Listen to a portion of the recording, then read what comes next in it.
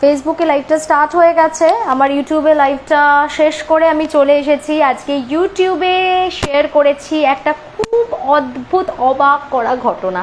হ্যাঁ, জাস্ট ঘটনাটা আমি সবাইকে রিকোয়েস্ট করব যে সামনে পুজো আসছে, যদিও পুজোর জন্য আমরা এখন সবাই নট দ্যাট এক্সাইটেড, বাট ঠিক আছে, তবু মানে এই সময় পুজো মানেই তো শুধু ঘোরা বেড়ানো ফুচকা খাওয়া এটাই নয়। পুজোর মানে হচ্ছে যে অশুভ শক্তির বিনাশের জন্য শুভ শক্তিকে আগমন করা এবং শুভ শক্তিকে বরণ করে নেওয়া। তো আজকে যে ঘটনাটা বলেছি সেই ঘটনাটার মধ্যে একটা প্রচণ্ড সুন্দর ব্লেন্ডিং আছে, যে কিভাবে মা প্রয়োজনীয়তায় নিজে আবির্ভূতা হয়ে দুষ্টের দমন করেন। তো তার উপরে ভিত্তি করে একটা অপূর্ব সুন্দর ঘটনা, যেখানে একটা মা কালীরও ভাগ রয়েছে, আবার কিছু ব্ল্যাক ম্যাজিক পার্ট রয়েছে। তো শুনবে, তোমাদের ভীষণ ভালো লাগবে। শ্রেয়া সেনগুপ্তা আচার্য ব্লগস, ওই চ্যানেলে আমি অলরেডি গল্পটা শেয়ার করে দিয়েছি। ডেফিনেটলি সবাইকে রিকোয়েস্ট করবো যে তোমরা যাবে আর ওই গল্পটা শুনবে। পৌলমি লিখছে চলে এসেছি। শ্রেয়াদি, রূপা ঘোষ লিখছে হাই রূপাদি, আজকে তোমার জন্যই কিন্তু ঠাকুরের গল্পটা বলেছি, বলবো যে প্রমিস করলাম যে আজকে তোমার জন্যই ওই লাস্টের ছোট্ট ঠাকুরের গল্পটা থাকছে, ঠিক আছে? আচ্ছা, সুপূর্বা চ্যাটার্জি ইজ ওয়াচিং। মিষ্টু লিখছে হ্যালো দিদি, এসে গেছি। ঠিক আছে, সবাই আস্তে আস্তে তোমরা জয়েন করো।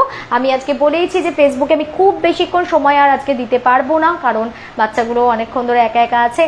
আচ্ছা, তো একটু বলি যে আজকে আমি যে টি শার্টটা পরে আছি, একটু সবাই কমপ্লিমেন্ট দাও আমাকে যে টি শার্টটা তোমাদের কেমন লাগছে। ভেরি ইউনিক অ্যান্ড কিউট না?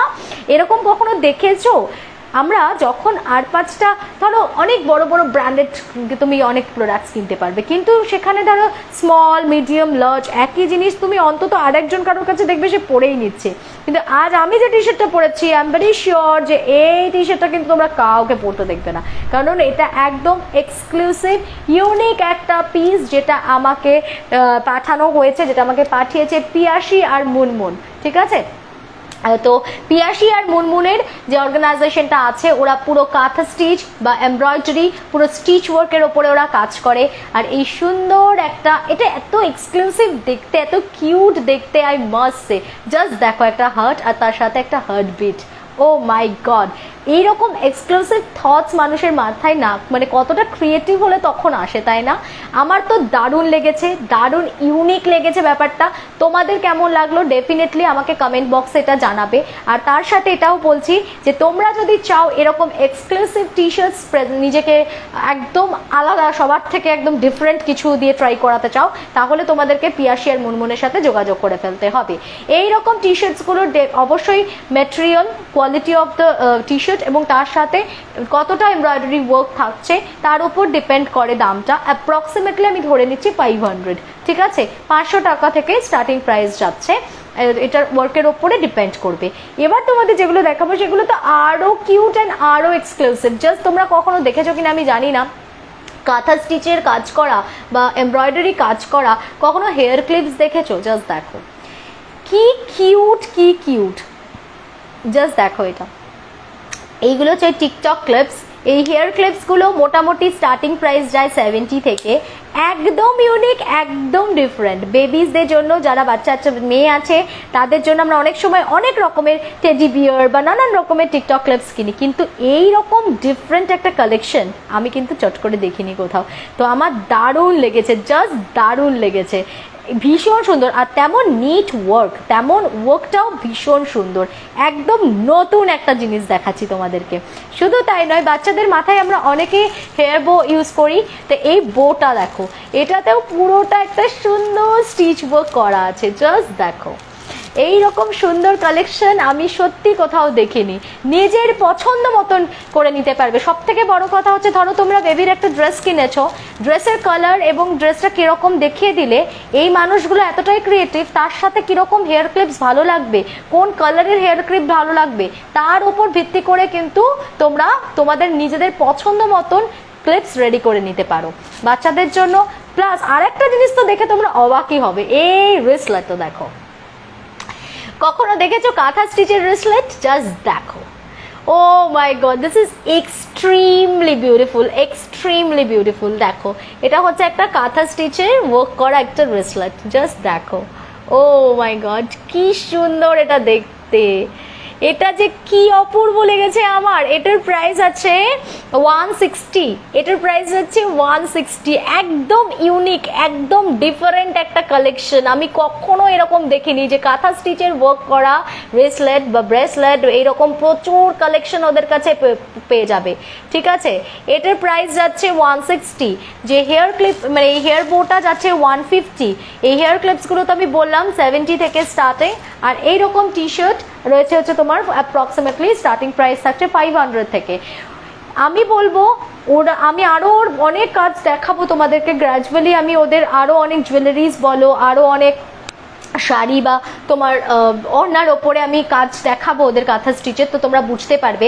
যদি অনেকে হয় না কাঁথা স্টিচের এখন এত প্রাইসটা হাই হয়ে গেছে যে আমরা অনেক সময় আমাদের বাজেট ফ্রেন্ডলি হয় না, আমরা হেভি ওয়ার্ক চাইছি কিন্তু বাজেটে আসছে না, তারা র সিল্কটা জাস্ট কিনে নাও। র সিল্কটা কিনে নিয়ে ওদেরকে পাঠিয়ে দিতে পারো, একদম তোমার মনের মতন ডিজাইনও দিয়ে দিতে পারো বা ওরা নিজের তেন থেকে ডিজাইন করে দেবে। একদম ডিজাইনার এক্সক্লুসিভ পিস পেয়ে যাবে, তোমাকে কোনো দোকানে গিয়ে খুঁজতেও হবে না। তুমি একদম র সিল্ক ম্যাটেরিয়ালটা কিনে নাও, তাতে অনেকটা তোমাদের বাজেট ফ্রেন্ডলিও হবে। তো যারা কাঁথা স্টিচ পড়তে ভালোবাসো, এমব্রয়ডারি পড়তে ভালোবাসো, তাদেরকে বলবো স্টিচ ওয়ার্কের যে কোনো ওড়নার ওপর স্টিচ ওয়ার্ক করাতে পারো তোমরা চাইলে। বা তোমাদের হয়তো খুব ডাল লুকড কোনো একটা শাবি ড্রেস আছে, সেটাকে ভাবছো যে একটুখানি অন্যরকম একটা আউটলুক দেওয়া যায়, ওর কাছে সেন্ড করে দিতে পারো, ও কিন্তু তোমাদেরকে একদম নতুন করে প্রেজেন্ট করে দেবে। তো এই রকম এক্সক্লুসিভ ক্রিয়েশনের জন্য তোমরা যোগাযোগ করবে পিয়াসী এবং মুনমুনকে 8017530208 এই নম্বরে। আবার রিপিট করছি 8017530208 এই নাম্বারে, 8017530208। ওকে, এই নাম্বারে তোমরা যোগাযোগ করবে। আর আমার টি শার্টটা তো আমার ভীষণ এক্সক্লুসিভ লেগেছে, সত্যি খুব মিষ্টি প্রোডাক্ট। মিষ্টি না বলো, কি অপূর্ব না, একদম রিজনেবল। এক্স্যাক্টলি, মানে আমরা কাঁথা স্টিচ বাজার থেকে যে দামে কিনি, আমি সেই জন্যই মেনশন করলাম যে যদি কারোর কাঁথা স্টিচের ইন্টারেস্ট থাকে তারা চুপচাপ মানে মোটামুটি 3-4 হাজারের মধ্যে সিল্ক মার্ক দেওয়া ভালো ভালো সিল্ক অ্যাভেলেবেল থাকে, সিল্কটা কিনে ওকে পাঠিয়ে দাও। 4-5 হাজারের মধ্যে ওর মানে যা কাজ তোমার এসে যাবে না, তুমি মার্কেটে যদি কিনতে যাও ওটাই 10-12 পড়ে যাবে এরকম। তো এর থেকে ভালো যে আমরা নিজেদের মতো স্যাটিসফাইডও হব আর আমার দামটাও অনেকটা বাজেট ফ্রেন্ডলি হবে। তো ওর কাছে তোমরা যারা কাঁথা স্টিচের উপর ফ্যাসিনেটেড তারা কিন্তু যোগাযোগ করতে পারো। I love you sweet heart my friend, লিখছে অমৃতা। ও থ্যাংক ইউ। আচ্ছা, মিকোকে পড়িও খুব ভালো লাগবে। হ্যাঁ, মিকোকে তো ভালো লাগবে, আমি তো এগুলো পেয়ে খুব খুশি হয়েছি।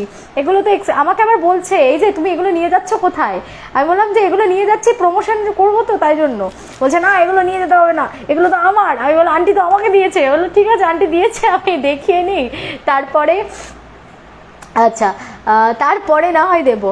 ওকে, বলি আমাকে তার সঙ্গে কিন্তু একটা ছোট্ট নোটও দিয়েছে। Hi Shreya, I am grateful for your support, please accept this gift as a small tribute for this promotion, thank you from Lakshmi Kantha, Piyasi and Munmun, 8017530208। Thank you Piyasi, thank you Munmun. খুব খুব এক্সক্লুসিভ, খুব ইউনিক, খুব ডিফারেন্ট একটা কালেকশন আজকে তোমাদেরকে শেয়ার করলাম। মানে আমরা চট করে যেগুলো রেগুলার দেখতে পাই তার থেকে একদম আলাদা ছিল, তাই না বলো? আচ্ছা, ওয়েদার কেমন এখানে? সব জায়গায় যেরকম প্রচণ্ড বৃষ্টি পড়ছে। মিকো ইমান কেমন আছে? ঠান্ডা ঠান্ডা লেগেছে রে একটু, মিষ্টি লিখছে। হ্যাঁ, ও ভাবছে আমার জিনিসগুলো নিয়ে মাম্মাম কোথায় চলে যাচ্ছে, সেই মাম্মাম বোধহয় পড়ে ফেললো, ওর খুব টেনশন। আমাকে কিছু দেখাতে যায় না, ও যদি কেউ পাঠায় না ওকে সবাই প্রচণ্ড ভালোবাসে, ঠিক আছে। মানে এই যারা বিশেষ করে ক্লিপস জুয়েলারিস পাঠায় তারা সবাই ওর জন্য আলাদা করে এরকম মানে টিকটক ক্লিপস বল সবগুলো পাঠাবে। ও খালি এসে বসে বসে দেখবে, ও জানে যে কোনটা মাম্মাম পড়বে কোনটা মাম্মাম পড়বে না। বলবে এটা কোথায় নিয়ে যাচ্ছ, এটা কোথায় নিয়ে যাচ্ছ, এগুলো কিন্তু আমার, এগুলো কিন্তু তুমি পড়বে না। আমি এই ক্লিপটা একবার ভাবলাম যে আমি মাথায় লাগাই, তারপরে বলছে কি এই তুমি এটা কেন লাগাচ্ছ, এটা লাগিও না তুমি, এটা আমার তো, তুমি এমনি হাতে দেখাবে, লাগাবে না, লাগাচ্ছ কেন তুমি। মানে ওর খুব মানে ও ভীষণ খুশি হয় আর কি কেউ গিফট দিলে। আর আমার ছেলেটা মুখ কালো করে দাঁড়িয়ে থাকে, বলে হ্যাঁ আমাকে কেউ গিফট দেয় না, সব তো দিদি খাই, দিদিকে দেয়, আমাকে তো কোনো আন্টি দেয় না। বলো তুই তো ক্লিপ পরবি না, তুই তো ব্রেসলেট পরবি না, তুই তো হার পরবি না, চুড়ি পরবি না, তো আন্টি কি করবে। কি দুঃখ তার। এই জন্য মেয়ে হতে হয়, মেয়ে হলে অনেক কিছুর অপশনস থাকে, ছেলে হলে কোনো কিছুই থাকে না। আচ্ছা, মাম্মামের ঝুলি থেকে ওর জন্য অনেক কিছু বেরোয়, হ্যাঁ তা বেরোয়, একদম ঠিক বলেছো। ওর জিনিসগুলো ওকেই প্রমোশন করতে দেওয়া উচিত, ঠিক। ঠিক সঠিক দাবি বলেছো, ঠিক বলেছো, এবার ওকেই বসিয়ে দেবো, ওই করে দেবে। ইউটিউবের গল্পটা দারুণ ছিল দিদি, তোমার পডকাস্টটাও শুনলাম। আচ্ছা একবার বলে দিচ্ছি, যারা যারা মিস করে গেছো তারা দেখে নিতে পারো। গৌরব তপাদার ব্লগসে অলরেডি গৌরবের সাথে তোমাদের বহু প্রতীক্ষিত এই পডকাস্টটা ছিল যে দিদি কবে গৌরবদার চ্যানেলে তোমার পডকাস্টটা আসবে, তো ওটা এসে গেছে। তো যথারীতি তোমরা যারা মিস করেছো তারা একবার যাবে, গিয়ে দেখে নেবে এবং আমার জন্য ভালো ভালো কমেন্টসও করে দেবে, ঠিক আছে? আমাকে প্রচুর ভালো কমেন্টস করেছো অলরেডি, আমি দেখেছি এবং আমি ভীষণ খুশি হয়েছি, থ্যাংক ইউ সো মাচ। এবং আমার চ্যানেলেও যখন গল্প শোনো তার সবাইকে রিকোয়েস্ট করবো আফটার গল্প শোনা হয়ে গেলে একটা positive negative what ever comment drop করেই দিও, ওকে ওকে।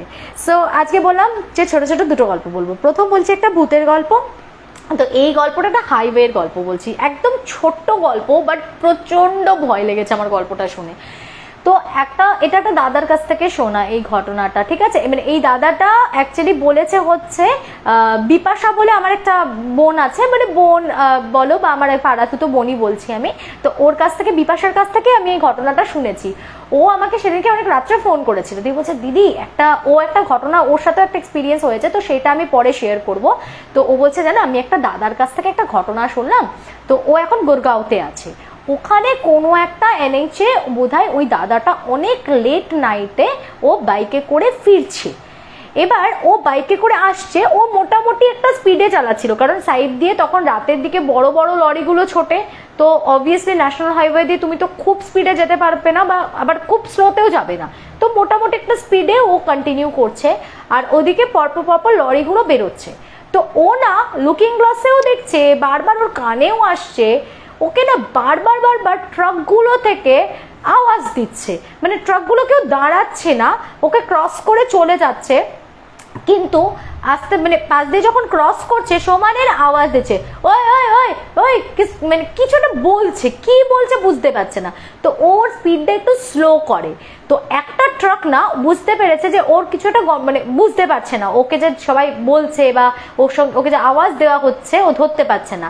তো ওই ট্রাকটা কি করে, ও যখন স্পিডটা একটু স্লো ডাউন করে, তো ও একটু স্লো করে, তো গিয়ে এরকম করে মুখ বাড়িয়ে বলছে, এ ভাই তুম পিছে কিসকো লেকার যা রही हो, তো তখন মানে এরকম কিছু একটা বলেছে, তো তুমি পিছে কিসকো লেকার যা রहे हो, তো তখন ও বলছে যে মানে আমি কাকে নিয়ে যাচ্ছি, আমার পেছনে তো কেউ নেই, বলে ও না সঙ্গে সঙ্গে বাইকটা দাঁড় করিয়ে দিয়েছে। ট্রাকটাও কি করেছে, ও সাইড করে একটু আগে এগিয়ে গিয়ে দাঁড়িয়েছে, দাঁড়িয়ে না ওই ট্রাকওয়ালাটা নেমে এসছে, হাতে ওর একটা লাল রঙের চেলি মতন কাপড়, ও নেমে এসে ট্রাকওয়ালাটা ড্রাইভারটা অত্যন্ত মানে কি বলবো সাহসী বলা যায় যাকে ছিল, তো ও নেমে এসেছে, আর পেছনে আরেকটা ওর যে হেল্পার ছিল সেও দৌড়তে আসছে, তো ওরা দুজনেই গাড়িটা সাইড করেছে, দিয়ে বলছে রুকো রুকো, তো বলছে কি হয়েছে, দেখছে ওর এই কাঁধের জায়গাটা থেকে রীতিমতো পুরো খাবলানো, মানে মাংস এরকম খুবলে, যদি শার্টটা ছিঁড়ে পুরো মাংস ভেতর থেকে কাঁধ থেকে কেউ খুবলে নিয়েছে, পুরো গল গল গল গল করে ব্লিডিং হচ্ছে, ও পুরো স্টান্ড। ওকে যখন বলছে ইয়ে কে হওয়া, তো তখন ও যখন দেখছে এই জায়গাটা, তখন ও রিয়েলাইজ করছে আরে ও বুঝতে পর্যন্ত পারেনি। এবার যখন ওই ট্রাকওয়ালাটা বলছে যে তুমি এদিকে দাও আমি হাতটা তোমার বেঁধে দিই, বলে সঙ্গে সঙ্গে ওর হাতে একটা ওই লাল চেলি কাপড় বেঁধেছে, আর ওনার কাছে কিছু তুলো জাতীয় ছিল, তো সেটা দিয়ে ওনার পিঠে এখানটাতে ওই রক্তটা বন্ধ করার জন্য ওই জায়গাটাতে ওই হেল্পারটাকে বলছে তুই লাগা। তো মানে উনি খুব কেয়ারিং ছিল এবং খুব ভালো একটা ট্রাকওয়ালার সাথে মানে ভালো, মানে সেই মোমেন্টে মানে থ্যাংক গড ওর দেখা হয়েছে। তো উনি ওইরকম গজ টাইপের ছিল ওনার কাছে, তো ওই গজ তুলো দিয়ে ওই জায়গাটাকে একটুখানি মানে যেটা ফার্স্ট এড করলেন, করার পরে বলছে যে ইয়ে তুমকো কুছ সমঝ নেই আয়া, তো তখন বলছে না আমি তো বুঝতে পারিনি কি হয়েছিল, তখনও বুঝতে পারছে না যে ওর পিঠে এরকম খাবলে কি করে গেল। তখন ট্রাক ড্রাইভারটা বলছে যে তুমি দেখতে পাচ্ছিলে না, কিন্তু পাশ দিয়ে যতগুলো ট্রাক যাচ্ছিল তোমাকে কি বলছিল বলো তো, তোমার পেছনে একটা মেয়ে বসেছিল, সেই মেয়েটাকে আমরা দেখতে পাচ্ছিলাম, মেয়েটা বসে বসে তোমার ঘাড়ের কাছটা কামড়ে ধরে ওখানটা এরকম দাঁত দিয়ে কামড়াচ্ছিল আর খুবলে খুবলে খুবলে খুবলে খাচ্ছিল। ওই ট্রাক ড্রাইভারটা নাকি এটা নিজে চোখে দেখেছে, এবার বাকিরাও দেখে ওকে সমানে আওয়াজ দিচ্ছে, কিন্তু কারোর আর থামিয়ে বা ওকে থামিয়ে দাঁড় করিয়ে বা মানে কেউ আর ওই চক্করে পড়তে চায়নি আর কি, তারা এমনি আওয়াজ দিয়ে বেরিয়ে চলে গেছে। মানে প্রত্যেকেই নাকি এই দৃশ্যটা দেখেছে, যে হেল্পারও দেখেছে প্লাস সেই ড্রাইভারও দেখেছে যে ওর পিঠের পেছনের দিকে একটা মেয়ে নাকি বসেছিল এবং মেয়েটা এরকম কামড়ে ধরে ওর কাঁধের কাছটা এরকম খুবলে খুবলে খুবলে কামড়ে কামড়ে কামড়ে কামড়ে খাচ্ছে। এটা দেখে অসম্ভব, মানে এটা শুনে তো ভয় পেয়ে যায়, দিয়ে বলে যে তুমি কিছু ফিল করোনি? তখনও বলছে যে না, আমি তো কিছু বুঝতেই পারিনি। একটা মানুষের অতটা মাংস খোবলানো থাকলে তার তো ব্যথা করবে। তারপর যখন ও এবার হাতটা তুলছে তখন ও আর এবার হাতটা নাড়াতে পারছে না, এবার ওর যন্ত্রণা শুরু করেছে। তো তখন বলছে তাহলে কি করবে, দিয়ে ওর বোধহয় কাছাকাছি চলে এসেছিল, ও ওর বাড়িতে কাউকে একটা ফোন করে, তো সেখান থেকে ওর কোনো কয়েকটা বোধহয় বন্ধু বান্ধব আসে, এসে ওকে ওখান থেকে রিসিভ করে আবার ওকে নিয়ে যায়, তারপর ওকে হসপিটালাইজডও করতে হয়েছিল। কিন্তু মানে এটা ওই ট্রাক ড্রাইভারটার বর্ণনা, যে নিজে চোখে দেখেছে যে একটা মেয়ে বসে বসে ওর কাঁধের কাছে ওরকম মাংস খুবলে খুবলে মানে এরকম কামড়ে কামড়ে কামড়ে কামড়ে খাচ্ছে। আর যেই মুহূর্তে ট্রাকটা বললো তুমি মানে সাইডে লাগাও সাইডে লাগাও, সেই মুহূর্তে যেন মানে বলছে চোখের নিমেষে মনে হলো মেয়েটা যেন হুশ করে ভ্যানিশ হয়ে গেল। এরকম যেই ওকে বলেছে সাইডে লাগাও, মেয়েটা যেন চোখের নিমেষে হুশ করে ভ্যানিশ হয়ে গেল। ও যেই স্পিডটা একটুখানি স্লো করলো, সাইডে দাঁড় করালো, মেয়েটা মিলিয়ে গেল। তো এটা ট্রাক ড্রাইভারটার বর্ণনা। তো জানি না এটা সত্যি কি মিথ্যে, বাট ইটস টু মাচ। মানে এটা যদি ঘটে থাকে তাহলে মারাত্মক একটা ইনসিডেন্ট। এই একটা ঘটনা বললাম। আর একটা ছোট্ট ঘটনা রূপাদির জন্য ডেডিকেট করে বলছি, এটা আমাকে শ্রেয়ী পাঠিয়েছে। শ্রেয়ীর নাম হচ্ছে মা দুর্গা, যেহেতু সামনে দুর্গা পূজা তাই মা দুর্গারই একটা ঘটনা বলি। সেটা হচ্ছে যখন আন্টি মানে শ্রেয়ী আর শম্পা আন্টির সাথে আমাদের অনেক দিনের মানে ভালো আমার সাথে রিলেশন, বিকজ প্রত্যেক বছরই আর কি শম্পা আন্টি আর শ্রেয়ী আমাদের পিকনিকে অ্যাটেন্ড করার চেষ্টা করেন। আগের বছর আন্টি আসতে পারেননি একটু অসুস্থতার কারণে, বাট এই বছর আবার বলেছে শ্রেয়া তুমি পিকনিকে বলবে, আমরা কিন্তু আসবো, এরকম একটা ব্যাপার। তো আন্টি বলছে যে আন্টি যখন কনসিভ করেছিল সেই সময় দিওয়ালির টাইম ছিল, তো কালী পুজোর দিন রাত্রেবেলা যথারীতি বসে বসে, তখন বেশ ভরা মাস চলছে আন্টির, ঠিক আছে। তো আন্টি এরকম বসে বসে ঠাকুর দেখে অনেকক্ষণ আর পারছে না, তো ওনাকে ভোগ টোগ খাইয়ে ওনার রুমে শুইয়ে দেওয়া হয়েছে যে তুমি তাহলে রেস্ট করো, বাকি বাড়ির সবাই পুজোতে রয়েছে। তো উনি বলছেন আমি শুয়ে আছি ঘুমের ঘরে, হঠাৎ করে আমি পরিষ্কার দেখলাম যে আমার ঠিক মাথার কাছে একটা জানিস তো বড় মানে মা কালীর একটা বড় ওই ক্যালেন্ডার কেটে অনেকে সেই তোমার ফ্রেমিং করিয়ে নেয় না, ওরকম একটা ক্যালেন্ডারে খুব সুন্দর ছবি ছিল, যেটা এত পছন্দ ছিল বলে আন্টি ওটা কেটে ওরকম ফ্রেম করে নিয়েছিল কাঁচের। তো ওই ফ্রেমটার মধ্যে থেকে আন্টি দেখছে, আন্টি শুয়ে আছে তো মাথার কাছে ধরো ওই ঠাকুরের ফ্রেমটা, আন্টি বলছে আমি দেখছি আমার ওপর দিয়ে এরকম ডিঙিয়ে পা বাড়িয়ে একটা বাচ্চা মেয়ে যেন নামছে। বলছে আমি তখন হয়তো তন্দ্রাচ্ছন্নতায় বা আমি স্বপ্ন দেখছি কিনা আমি জানি না, আমি বুঝতে পারছি আমার মাথার এই ফটোটা থেকে এরকম পা বেরোচ্ছে, একটা পাটা বেরিয়ে একটা কাপড় পরা পা এরকম ডিঙিয়ে আমাকে সামনে নামছে, এবং নেমে এসে শ্রেয়া একটা বাচ্চা ফুটফুটে মেয়ে শ্যামবর্ণা খিলখিল খিলখিল করে হাসছে আর বলছে কি তোর না মেয়ে হবে, তোর ঘরে মেয়ে হবে, আর তুই তোর মেয়ের নাম রাখবি শ্রেয়ী। শ্রেয়ী মানে জানিস, শ্রেয়ী মানে হচ্ছে মা দুর্গা, আমারই রূপ, আসবে তো তোর ঘরে, শ্রেয়ী আসবে, তুই ওর নাম রাখবি শ্রেয়ী। কাকিমা বলছে আমি মানে আমার না ওই মুহূর্তে আমি দর করে ঘামছি, আমার যে কি অদ্ভুত একটা সাফোকেশন হচ্ছে, আমার যে কেমন একটা শরীরের মধ্যে আনচান করছে আমি বোঝাতে পারবো না। জানো তো মানুষ যেমন নেগেটিভ এনার্জি দেখলে ভয় পায়, মানুষ কিন্তু পজিটিভ এনার্জিকে মানে খুব ভালোভাবে অ্যাকসেপ্ট করতে পারে না। সব মেন কথা হচ্ছে মানুষ যেটা ন্যাচারাল, যেগুলোর সাথে আমরা অ্যাকাস্টমড, সেই জিনিসটার বাইরে আনন্যাচারাল কিছু দেখলেই আমরা ভীত হই, ঠিক আছে। সেটা ভালো খারাপ পরের কথা, সেটা পরের বিশ্লেষণ, কিন্তু প্রথমেই আমরা একটা অস্বাভাবিক কিছু দেখলেই আমরা ভয় পেয়ে যাই। তো এইটাই হয়েছে আন্টির ক্ষেত্রে। আন্টি বলছে আমি এত ভয় পেয়ে গেছি না, আমি দর করে ঘামছি, কিন্তু আবার আমার একটা অদ্ভুত ভালো লাগাও আছে। সে কি মমতাময়ী তার মুখটা, কি মায়াময় মুখটা, আমাকে বলছে কি তুই তোর মেয়ের নাম রাখবি শ্রেয়া, তোর না মেয়ে হবে। তো তারপরেই কিছুদিনের মধ্যে ওনার মানে পেন ওঠে এবং একটা ফুটফুটে কন্যা সন্তানের জন্ম দেয়। তারপর সেই শম্পা আন্টির মেয়ের নাম শ্রেয়ী রাখা হয়েছে। শ্রেয়ী আজকে আমাদেরকে এই গল্পটা পাঠিয়েছে। তো এটা একটা খুব ছোট্ট বাট খুব মিষ্টি একটা গল্প ছিল, তো আমার খুব ভালো লাগলো, তাই আমি ভাবলাম যে ডেফিনেটলি এটা আমার তোমাদের সাথে শেয়ার করাই উচিত। আর শম্পা আন্টির আরেকটা ছোট্ট ভূতের গল্প বলেছে আমাকে, বলে দিচ্ছি এটা যেহেতু খুবই ছোট্ট। সেটা হচ্ছে যে ভূতের গল্প বলতে উনি বলছে আমি সেরকম একটা খুব কিছু কোনোদিন এক্সপিরিয়েন্স করিনি, জানিস তো, নেগেটিভ এনার্জি বা কিছু, বাট একটা ঘটনা বলে আমি জানি না, আমার মনে সেই ঘটনাটা আজও দাগ কেটে গেছে।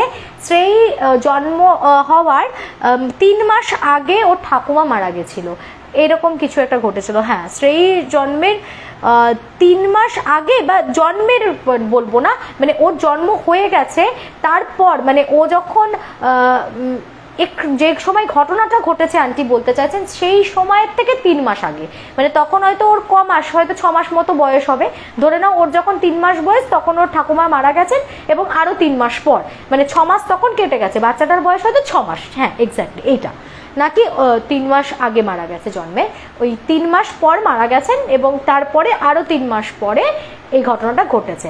বলছে আমি 6 মাসের বাচ্চা, নাদুস নুদুস ছোট্ট মুচকু বাচ্চা, আমি তো ওকে নিয়ে ভীষণ সারাদিন আহ্লাদ করতাম, তা আমি ওকে সবসময় মানে খাইয়ে দাইয়ে একদম পেট যাতে ভরা থাকে, বাচ্চা যেন না কাঁদে, আমি খেয়াল রাখতাম। তো সেদিন না আমি ভীষণ ক্লান্ত, ঘুমিয়ে পড়েছি। হ্যাঁ, আর আমারও এত ঘুম পেয়েছে, আর বাচ্চাটা না মানে এরকম বোধহয় কোকাচ্ছে আর কি, মানে কাঁদছে, বাচ্চার যেমন খিদে পেলে কাঁদে। বলছে আমার তখন এত মানে কষ্ট হচ্ছে, মাদেরও তো একটা টায়ার্ডনেস থাকে, সেটা আর কজন বোঝে। তো যাই হোক, বলছে আমি আর না উঠে চোখ খুলে তাকাতেও যেন পাচ্ছি না, যাই হোক আমার খুব কষ্ট হচ্ছে। হঠাৎ না আমি দেখছি, অনুভব করলাম আমাকে কি এরকম ধাক্কা মারছে, না হকচকিয়ে উঠে দেখছি কি পুরো মশারির তলা দিয়ে আমার শাশুড়ি মা এরকম ঢুকে এসেছে, শ্রেয়ী ঠাকুমা ঢুকে এসে বলছে এই ওট ওট, বাচ্চাটা কাঁদছে, খাওয়াবি না, ওকে খাওয়া, ওকে খাওয়া, ওট ওট ওট, খাওয়া ওকে।